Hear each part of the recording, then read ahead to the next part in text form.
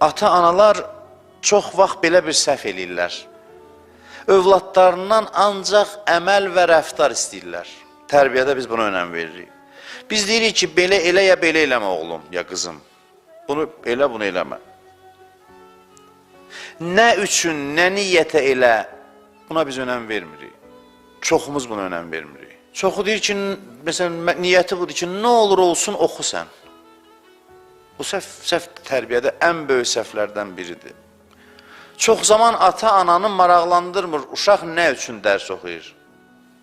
Yəni, nə üçün dərs oxuyursan özün bilərsən, qonşudan dala qalmamaq üçün, özünü göstərmək üçün, şan şöhrət üçün, nə üçün mənə maraqlı deyil. Mən deyirəm, sən dərs oxu, valideyn belə deyir.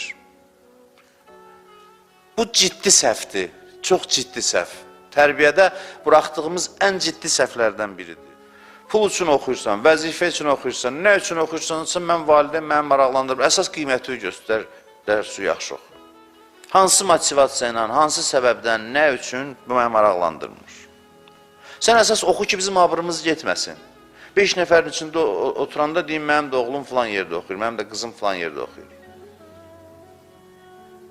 Bu, tərbiyənin ən ciddi səhvlərindən biridir. Bu, uşağı dinsiz tərbiyə eləməkdir. Dinsiz tərbiyə eləməkdir. Sonra da şikayət edir ki, namaza oğlum süst yanaşır, oruç tutmur, ya gücünə tutur, namazlarını vaxtında qılmır. Sən xarab eləmirsən, kökündən xarab eləmirsən bunu.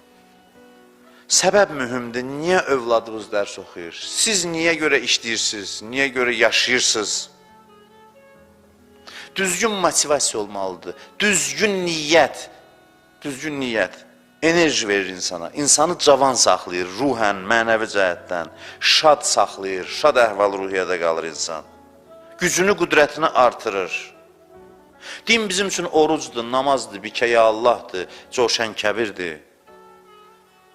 Dini hissəsidir həyatımızın. Bu hissədə başqaları kimi yaşayırıq elə. O ilə mənim fərqim yoxdur, heç bir məntiqdir. O da uşağını oxudur ki, oxu süpürgəsi olma, mən də oxuduram. Dildə deməsəm də ürəyimdə fikirləşirəm. Yenə deyirəm, keçən dəfə göy kimisən süpürgəsi olmaq, süpürgəsi adam deyil məsələn. Başqa motivasiya ver. Ərşə, meyraca qaldır uşağı. Deyən, oxu ki, Allahın, necə deyim, məşuqu olasan, sevimlisi olasan. Bu niyyəti ver. Demək ki, uşaqdır, nə başa düşür? Onu daha yaxşı başa düşər.